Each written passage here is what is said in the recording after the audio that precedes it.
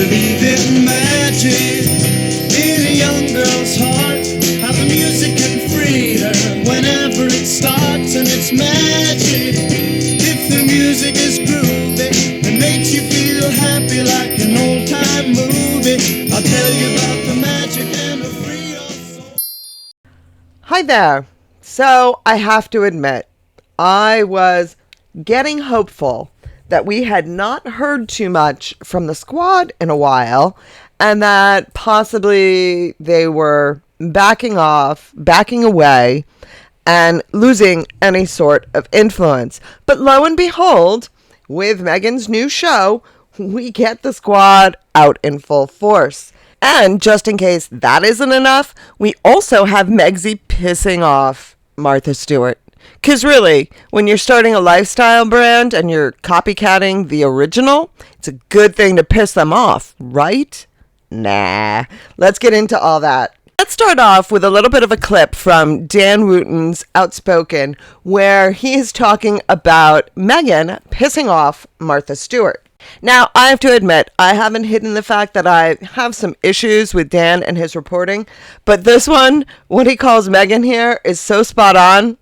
Bravo, Dan. Bravo. Breaking right now, it's Meghan Markle versus Martha Stewart, as the real lifestyle doyen goes head to head with the great pretender.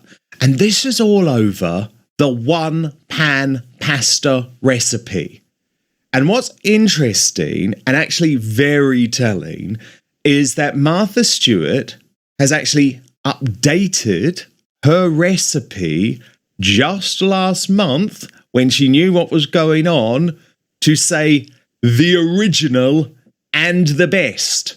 Now, Dan goes on here and he talks with Angela Levin, but what I really wanted to show you was the Martha Stewart clip. And this is from Dan, but I'm just using the video footage, which is actually from Martha Stewart.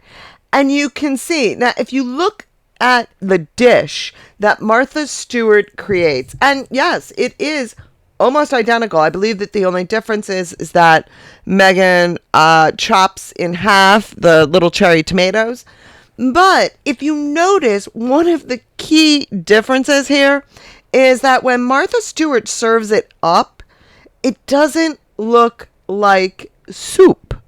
And that was the problem when Megan and Daniel, her makeup artist, when they go to start eating it, they leave the pasta water in there. And if I remember correctly, they put the cheese in while it's still in the pasta water. And so you have the water melting the cheese, and then by the time it gets to their dishes, it doesn't look anything like Martha Stewart's. Look, you can see there, she's like ladling it into the dishes. Look, it does not look anywhere near as appetizing when they're actually eating it as Martha Stewart's does. I don't know. Maybe I'm acting a bit of a food snob or something. It's not that difficult to boil water and throw in pasta and then clean out the pasta dish. So I personally, to me, it just doesn't look very appetizing. Is it a simple pasta dish? Yeah, but here, you can even see here, look at all the water that's in Megan's version of it. And you can see there that there's something just not right about it. But admittedly, Dan is still on target on the stuff that he's saying.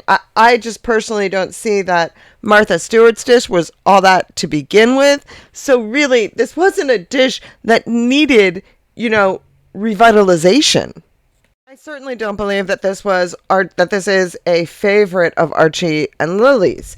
First of all, I don't even believe there are kids, but even if there were, this would not be a 5-year-old and a 3-year-old's favorite meal. I'm sorry, it just wouldn't. There's nothing, it's a rather bland meal, and so as a result, I can't imagine this being any kid's like, oh yay, Mom made one dish pasta today. I just don't see it. Add some sauce and some meatballs in there, and, then I would get it. But that's just my personal opinion on the recipe itself. However, I think Dan and Angela Levin are on the mark in terms of what the hell is Meghan doing stealing from the one whose whole concept she's stealing? And the one of the previous videos that I had someone a supporter of Meghan who had said, oh, what's the big deal? This is something that, Martha Stewart has done before. Yes, Martha Stewart has done it before. And it was okay for Martha Stewart to do it because it was a new concept. Meghan is stealing that idea. She's not reinventing the wheel here. She's just taking the same ideas and repurposing it for herself. But I do think it's interesting. Like I said, I thought Dan and Angela had some really good points. And another one, apparently there is a psychologist out there who's saying that her TV show is full of shallow, toxic positivity, which is why I believe Meghan is sending a damaging message to moms. I don't know if any moms are taking her seriously. I mean, what moms might be taking her seriously? The Hollywood moms that are, lower than a D-list actress? Could they be taking her seriously? Probably. And they're already shallow and toxic, so it's not really going to be that big of a deal. Anyone for whom Meghan's attitude would be shallow or toxic, they're not going to be paying attention to her in the first place, in my opinion. Even her squatties, they're just paid flunkies. I mean, they don't take her seriously either. What, are a bunch of 20-somethings going to be taking her seriously? Maybe. But it's unlikely that they're moms that are going to in any way hurt the raising of their children because they're going to mature out of Meghan's shallow toxicity, or they won't. And if they don't, they probably weren't going to anyway, in my opinion. Now, next up, I have a clip. This is obviously something that I'm going to have to split up for copyright reasons, but this is a UK version of their review of what Megsy is up to, which I always like to listen to because remember, those of us in the US, remember, the UK knew this was happening long before we did. And so they are even more bemused by Meghan and her behavior than we are. This is from the GB News morning show. I think it's called Get Up, Good Morning Breakfast. I don't know. I'm not exactly sure. I think it's GB News Breakfast.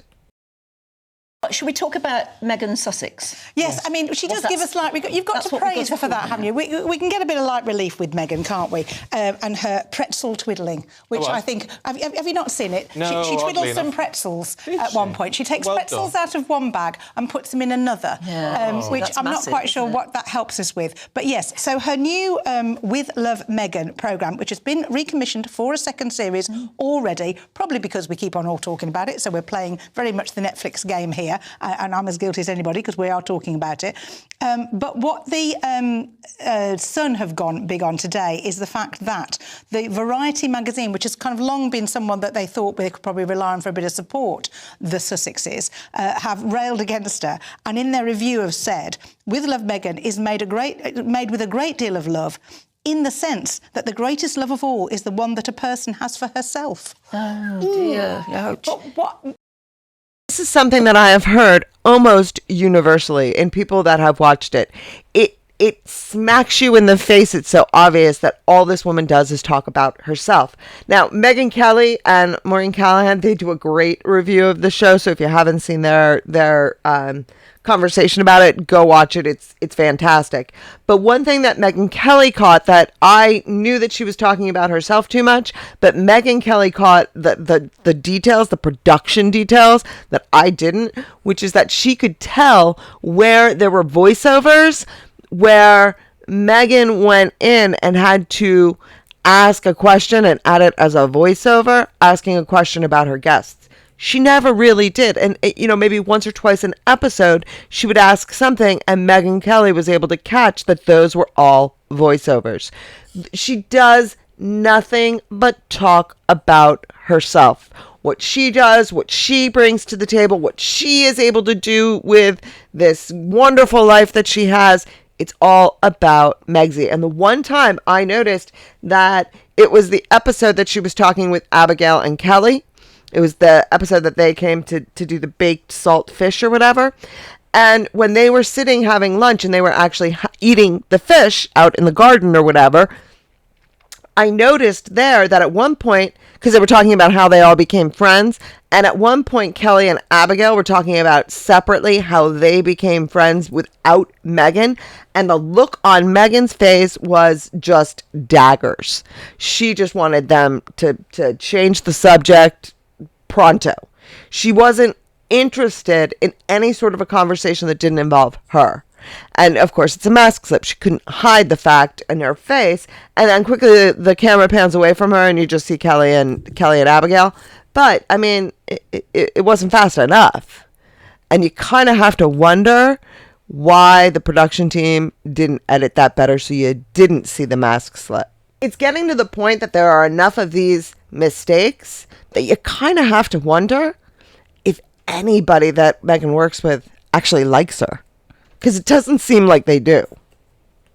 A couple of things I noticed watching the clips that I've seen. One was the way she turned on her friend Mindy when Mindy dared to say, oh, I don't think people know this about Meghan Markle. And she went, of course, I'm not Meghan Markle. I'm Meghan, my name is Sussex now, and it's the name I share with my children. Which shows me that she doesn't know what her name is. Yeah, but and friend Mindy said, "Oh, I didn't know that, but now I know. I'll happily call you I think Sussex." Mindy's not going to know much more. I think Mindy's out, isn't she? Yeah, I mean, you could see the fear in her eyes. And that was the most famous person. That was the most famous guest. We were just saying a few years ago you would have had Oprah Winfrey on that. I mean, Meghan's really scraping the bottom of the barrel to get her famous friends. Go on. To be fair to her, she is properly allowed to be known as Meghan Sussex. But it's not her... She claimed it was her family name. Her family name is Windsor. Well, it's about Mountbatten, Windsor, isn't it? It's the fact that she made a point of it. And she made a point of it. Yeah. On camera, in front of her friend, kept it in took the her edit. down Yeah, and kept it. And with a smile, but with a look of, how dare you. But, you know, it is William Wales and all the rest of it. And, you know, it was all Harry Wales. But he doesn't call himself William Cambridge when he was the Duke of Cambridge. Anyway, it doesn't matter. We're going into detail on that in a way. But it was the steely look she gave her. It's funny that you should say that, thinking it's not funny at all. I did do a video on this when I was reviewing the different episodes, and I said at the time, and that was the day that the episode first aired, that I was doing that video. I believe, which was, you know, they all dropped, I think it was like at 5 a.m. or something like that on March 4th, and I watched them all that day. Now, when I was watching it, I said Mindy knew that was coming. That was planned. That was scripted. Mindy was told to mention Meghan Markle's last name, and Meghan would do this. And I said, there's no way. Mindy was not upset by that because it was planned. And it was a couple days afterwards that Neil Sean came out and he said the same thing. He said that there were 4 takes on that. And I'm not surprised. That was not something that pissed Mindy off. And Meghan was not angry at Mindy for saying it. It was planned. I could tell it was scripted. Don't get me wrong. I'm not criticizing anybody who said that it was scripted, because I could see that if you're just watching clips, you aren't going to see it within the context of the show. And you're not going to see how clearly Meghan and Mindy were kind of playing off each other, and that is just my opinion. So I'm not saying that there's anything wrong with people who did see it as something that would piss Mindy off. I just kind of read the nuances of it. Now, as for the name situation, the woman, I don't know, it's one in the purple shirt that said it. I don't know these people's names, I apologize. But the one in the purple shirt that said, well, you know, William didn't call himself William Cambridge. And that's because when they use the title, their parents' title in their last name, it's to honor their parents, which is why neither William would say William Cambridge, nor would Harry say Harry Sussex, because it's something that their kids do to honor them, saying that they're taking their parents' name. But the family name, thus Meghan's married name, is Mountbatten Windsor. The reason she wants this is because she wants to create this narrative that her last name is Sussex, so that no one can ever take the title away. Or if they do take the title away, she can still get away with using Sussex. Now, remember, this episode, all of these episodes were made at least a year ago. And we know that because of the clothes that the people in the episodes are wearing. And we know that those clothes are in pictures that were published by April of last year. So we know that the production was done last year. So you have to think back last year. That is when last March you had Charles and Catherine both ill. We probably didn't even know yet when she was filming this. They probably didn't even yet know Catherine's diagnosis. Maybe they knew Charles. I believe Charles came out with his in February. And it was March when Catherine came out with it. So by the time they're filming this, they know that King Charles has cancer. But they don't know yet that Catherine did. And I wonder if at the time Meghan is getting that out there in case Charles' cancer diagnosis was worse. And in case William was closer to the throne than any of us would like, in out of respect to Charles, I say that, that perhaps they wanted to nip in the bud in case William became king and he took away the titles. I don't know. That's just a thought. I'm putting it out there. I try, and when I watched the episodes the second time, because I watched them twice, the first time I watched it, I just watched it. The second time I watched it, I tried to put myself into the time period. What was Meghan doing when this was being filmed? What was going on? And that's why I think that perhaps she is very scared of what William is going to do with those titles if he becomes king. Just my supposition. What I'm more disappointed with, I think, in looking at it is, I remember when she first came along, and I remember when she got married, how much I was one of those who thought, this is amazing. Me too, what a great breath of fresh air. And I remember seeing the footage of her when she was an 11-year-old girl, when she took Procter & Gamble to task. She wrote a letter to Procter & Gamble and had them on sexism because there was a TV advert in America advertising washing up liquid, and it was saying mothers of America. And she was like, why are you only saying the mothers? Why has it got to be the mothers who do the washing up? And here, does she really think this is where she was going to end up? Back in the kitchen, showing us all how she creates all these little kind of delicacies with love to show her love to everybody.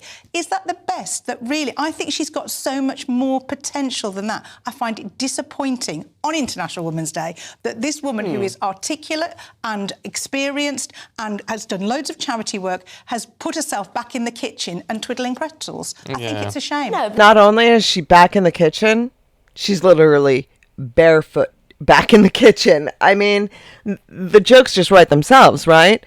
I mean, if only she was pregnant, then she'd be barefoot pregnant and in the kitchen. But the fundamental misunderstanding that this woman in the purple shirt has is that she thinks that there's more to Meghan. If she did a little bit more research on her, she would find out that no, there isn't more to Meghan. Meghan is well beyond the pinnacle of what her mediocre talent should have provided for her. She's gotten further than her talent can provide her because of her position and because of who she married and because of the royal family. So unfortunately, this woman is, that is a pretty fundamental misunderstanding, but it gives us an insight into kind of the awakening of people who maybe have been in Meghan's corner all this time. Here, hey, maybe it's time to see. No, this is all Meghan is. This is who she is, and this is all she's got to offer. That's a good thing. The fact that people are realizing that Meghan is not living up to her hype. Her own PR is no longer working for her. Because who has been her biggest supporter? Herself. She's what, like they said, all she does is talk about herself. So here she is, continuing to say how wonderful she is, and yet people are starting to see through the cracks, even the most dedicated of fans. There's nothing wrong with doing a cookery show if she wants to actually If you're a cook. But this is just silly fakery lifestyle stuff, arranging fruit and then calling it a rainbow platter, which everyone else calls a fruit salad. Really, sprinkling lavender on your house guests' towels. Let's have a little bit more than that. I think people are really objecting to the the smugness, the fakery of it all. It is fake. You know, the kitchen, even the kitchen is not her own. Thing about, this is where Mama cooks. Well, A, it's not where Mama cooks, and B, don't refer to yourself as Mama in the third person. That is really quite close to making me feel sick. Yeah. But yet very charitable. Good for trying. For a second series. It all leaves a bad taste in the mouth, which is not what you want from a cookery and lifestyle. No, very true. Now, I don't know who that gentleman is, but, you know, he went from supporting Meghan to agreeing with this other one who, you know, there's more to her. And then this other one who's saying, this is the most ridiculous thing I've ever seen. So he's all over the place. I mean, he's wherever the wind blows. I don't know who he is, but I'm not a fan. But now, what we have next, and this is really the, you know, the cherry on top. He is a British, I would imagine, I think he's Scottish. It sounds like it's Scottish or Welsh, based on the accent. He is a chef, Jameson Stock, I believe his name is. And this is just stunning.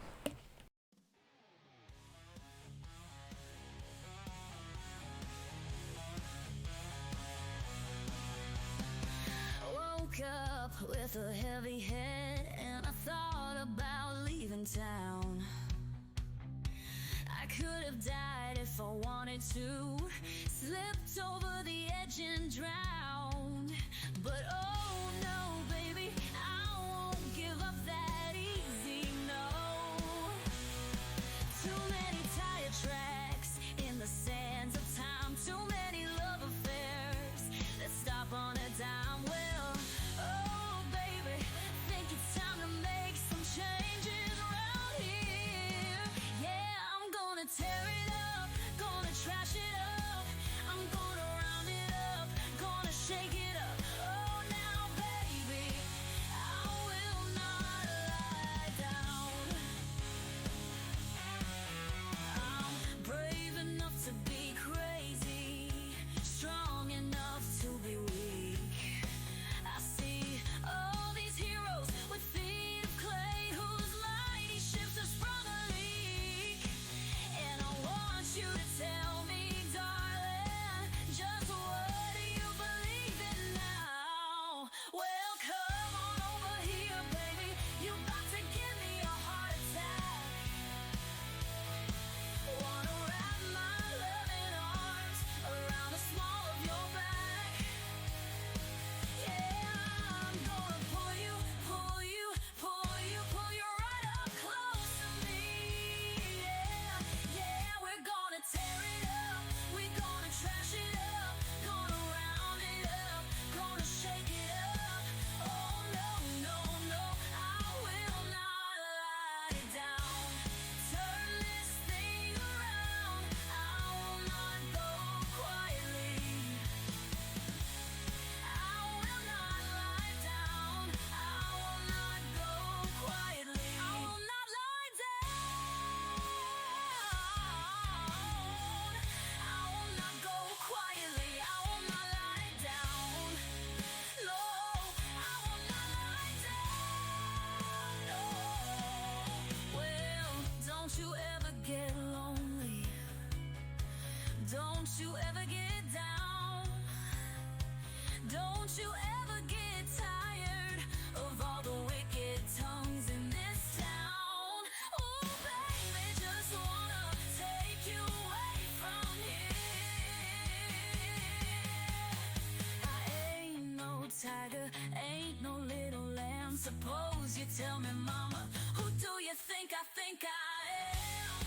Oh baby, don't you give a damn. Yeah, I'm gonna tear it up. Now you can see from that it really goes into kind of making this guy seem like a bit of a jerk, right? Like it really sounds like he slammed Meghan. Well, what's interesting is when you watch, this is based on an interview that he did on GB News, and you can see he didn't really attack her that badly, but the way that they have taken his quotes and his words out of context, it really sounds like it's a lot worse. When what's actually happening is this guy's getting attacked it's craziness here. So let's go watch the GB News information or the GB News clip with him, where you're going to see first the original interview that he did and then the second one. And where the things that he says, yes, he says he didn't want to be a part of a fake production, but he didn't even know whose production it was. He had just been told about a lifestyle show. So let's watch this. Again, I'm going to have to break it up, obviously, for copyright stuff, so bear with me on that. New Netflix documentary called With Love, Meghan has been universally slammed since its release more than a week ago. The Daily Telegraph described it as an exercise in narcissism, whilst even The Guardian dubbed it complete overstyled joylessness. On my show last Saturday, I was joined by celebrity chef Jameson Stocks, who says he turned down the chance of working on what he thought was Meghan's documentary and is now glad that he did. Here's a reminder of what he had to say last week. Before we get into what he said, I just wanted to take a moment to notice, if you looked at the clips that they just showed, this is GB News, remember, they are showing primarily Harry. I mean, they're not really showing Meghan, even though it's for a piece about Meghan's show. I think that alone is very interesting. I think it's very telling because nobody wants to give her credit for this. And if she were smart, she'd let that slide, because anybody that is giving her the credit is telling her it was a disaster. I didn't like the idea of me showing her how to do something and then it kind of being forced and fake. And I honestly thought it was terrible. What's so bad about it? I think everything. The music's quite slow, it's quite lethargic, it's quite painful. It's just painful to watch. So you won't believe what's happened since that interview went viral online. I mean, all around the world, international newspapers, Jameson was forced to defend himself from really sick social media abuse, including death threats. And he's here with me now to talk about what's happened in this last whirlwind week. Jameson, good evening. Hey. Now, here's where you're going to start to get into, just when we thought the Sussex squad had, it was safe to go back in the water, out comes the Sussex squad again. And it reminded me a lot of, I think it was about 6 or 8 months ago, when Sean Lennon came out and he said something about Harry's book Spare. And immediately he was viciously attacked by the squad. And the interesting thing about that, for me at least, was the fact that here you're looking at someone with a very similar situation to Harry's, where, Sean Lennon's father was killed and he lost his father at a young age, and what Sean Lennon has done with himself and done with his life, and how he isn't sitting there kind of trapped in this replay of tragedy. And if anyone has a right to say anything about Harry's book, it might be Sean Lennon. Well, now you're hearing from someone who, as a chef, and I believe he's someone who does shows himself, if there's anyone that has a right to comment on this, it would be him. So, of course, that's why the squad is going to have to come out and attack them most of all, because they are the best people to say anything about it. The scariest critics are the ones that have a leg to stand on when they make their criticism. And that's what we have here. How are you doing? Back. Thank you for joining me. I'm good. Did you expect this to happen? Because you came onto the show last week and you said, look, I'd had some informal conversations with Netflix about consulting on a cookery show. You're, of course, a celebrity chef. You've got restaurants all over the world. And you said, I thought it was Meghan's show. I wouldn't want to work for her anyway because I'm not a fan. That was it. And then it went mad. What happened since? Oh, listen, like I said last week in the show, I had informal talks with in Soho House, actually, in New York last year, February the 9th, to be exact. Now, I've had a lot of love, I've got to be honest with you, about 70% love and about 30% hate. And it's been pretty brutal. Some of the messages were horrendous. Obviously, on social media, they've been taken down, quite a lot of them. But so what kind of messages have you been getting? Death threats. I've had messages saying, leave her alone, you're racist, you're this, you're that. Calling you racist? Yeah. Why would they get a British person on an American programme? But, I was thinking, oh my goodness. I never actually went in on her. I never actually criticised her at all. The only thing I was upset about was the Netflix show was crap. One point that I really want to hit home is that he was discussing an offer by Netflix. He didn't even know for sure whose show it was. All he was really saying is, listen, I'm not really a fan of hers, so if it was indeed her show, I'm glad I said no. He's not, he wasn't criticizing Meghan. He was criticizing the format that he was told by Netflix. Not even, for all we know, isn't Pamela Anderson doing a Netflix show too? For all we know, it could have been hers. But he is saying, I didn't like the format of the show, and if it's Meghan, I'm kind of glad I said no. That's it. That's all he said. But we also know, many of us from actual experience, all you have to do is suggest that something Meghan did something was wrong, and people listen to you, and that'll bring the squad running in droves. Actually complimented her. You said she was a good actress. She should stick to what she does best. She is a good actress. And this has gone all around the world, hasn't it, James? In the New York Post, in Australian newspapers, everywhere. In US tabloid magazines. Yeah. Meghan's people, seemingly, maybe people close to her, have been giving source quotes and so on. Well, the whole sources thing to me is a load of nonsense because, it was only last week I was speaking to Closer magazine. They were trying to gaslight me into saying I wasn't in a relationship with someone for 2 days. So the whole sources thing to me is a load of rubbish. If the source wants to come out and let it known, come out. Jameson, who do you think is behind all these death threats? They've threatened your children even as well. Well, have you heard of the Sussex squad? I've never heard of them before. If I had heard of them, I'd have probably gone in a little bit more, to be honest with you, because I thought I was quite dignified in the way I responded to the programme. Like I said in the New York Post, it didn't matter whether it was Gordon Ramsay, Wolfgang Puck or Donald Duck. It was still a bad show. Doesn't matter who did it. It wasn't actually about her in general.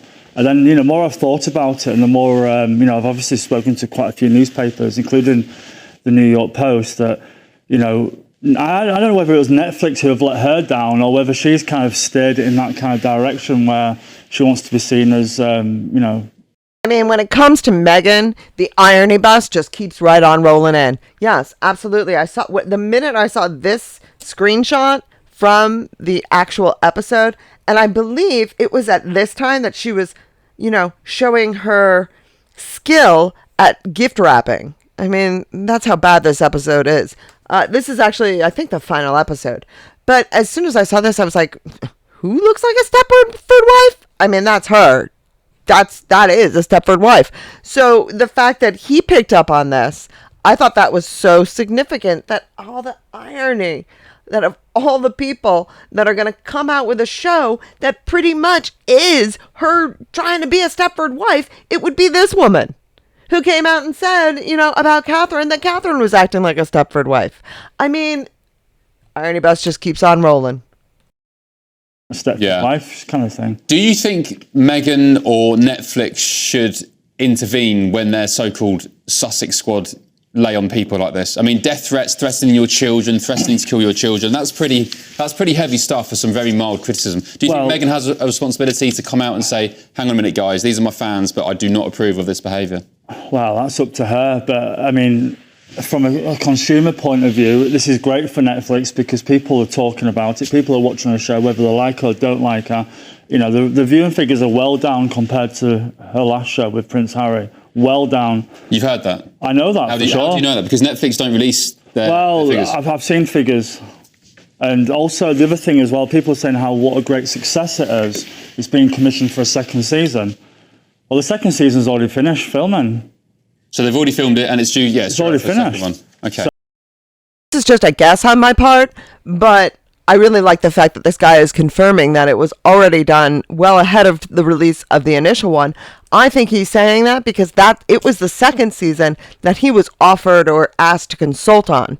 And that's why I think he knows for a fact that second season is already produced and finished. It's already in the can.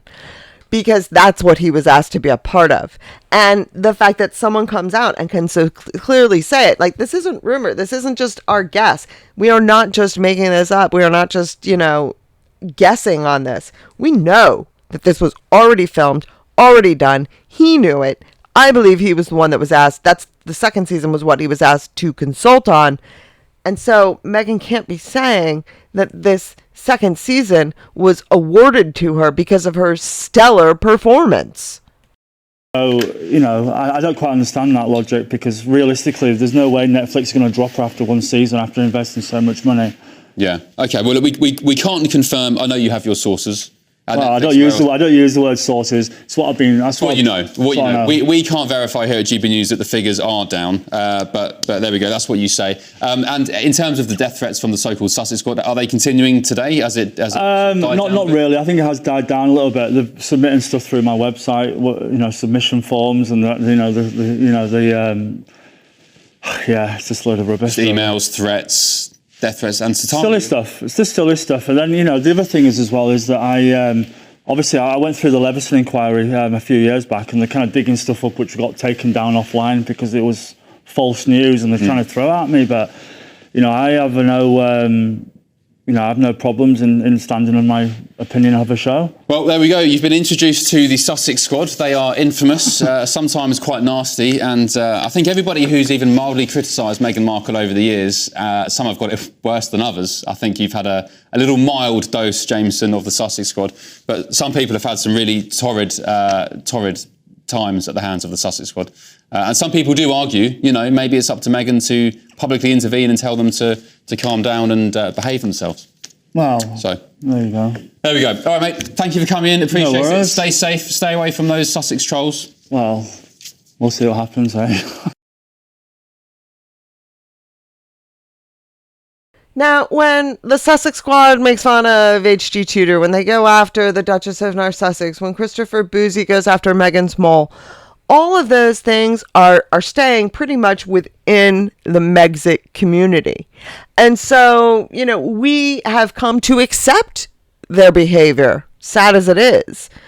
But what I like seeing these days is that they are going after people that just have no patience for it. I mean, you could tell this guy was like, this is nonsense. All I did was give an interview, which I'm perfectly entitled to do, about something that I was asked to be a part of.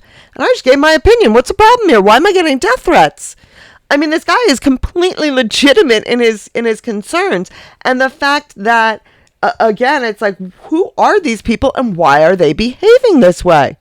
And the fact that the mainstream is starting to see it, that's another big step in the right direction. Not just that the mainstream is starting to doubt the shine on Meghan, but that they're starting to see that the Sussex squad is just a travesty. It's just a disgrace. So the more of this that comes out, the better, as we continue on this road to the end, because I do start to see at this point a light at the end of the tunnel. This can't go on forever. And the more and more people that are being exposed to this nonsense, the sooner that journey comes to its end, the sooner that light, we're out of that tunnel and into the light. So do let me know your thoughts down in the comments. I hope you enjoyed this. Let me know what you think.